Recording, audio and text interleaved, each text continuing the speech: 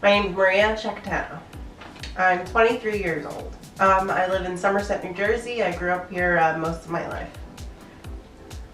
This is kind of a difficult one, but I'd say for me the most inspirational thing I could think of about myself is that when I've battled my own hardships, I've been able to take account of them, and I've been able to work through them, and I continuously work through them to this day.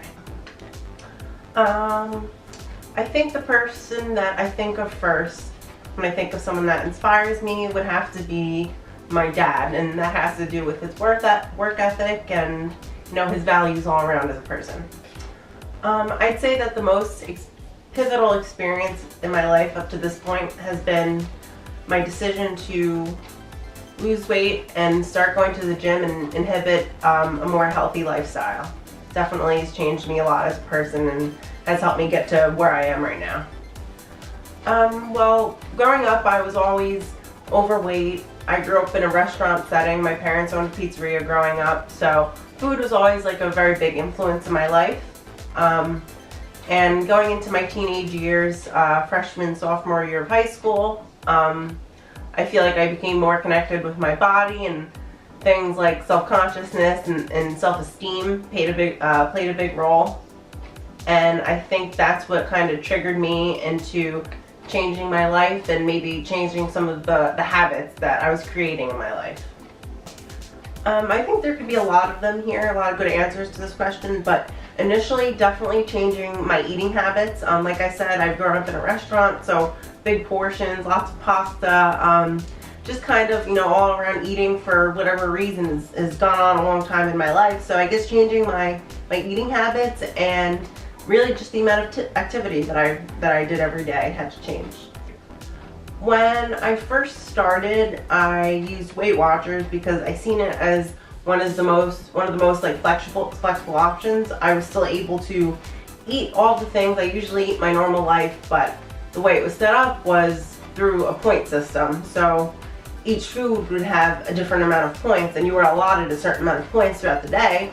So that really helped me gauge how much I was eating and kind of see the breakdown of different foods and how I felt when I ate a certain way as opposed to the old way I was eating. This has changed a lot over the past couple years. As I started to get more into working out and seeing myself change. I've been on the end of working out 6-7 days a week, and now I have a more middle approach to working out, and probably 3-4 days a week now. Initially, when I first started off, I was super motivated. In about 3 months I lost about 40 pounds, and I'd say offhand, off the bat, I was very successful. After that, things changed a little bit throughout the years, but initially I was very successful in my journey. I started lifting weights seriously probably about a year after I started this whole weight loss journey. I was in the gym and I was doing lots of cardio, and I was lifting a little bit, but it wasn't until I met one girl at my gym that I seen was in incredible shape, and I seen her lifting weights all the time and what she did, and it turns out she was a competitive bodybuilder.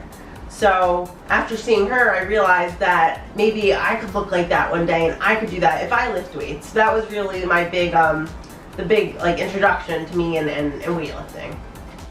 Well, after lifting weights and meeting the girl that I did meet, I decided that since I already made a lot of progress on myself up until this point, that I wanted to take it to the next level, and I wanted to see how extreme I could transform myself, and taking competitive bodybuilding into account would help me get there. So that's what kind of sparked my interest in competitive bodybuilding.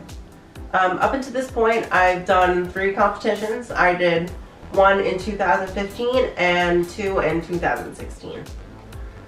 I feel like I can answer this question for days. The number one thing is definitely your diet.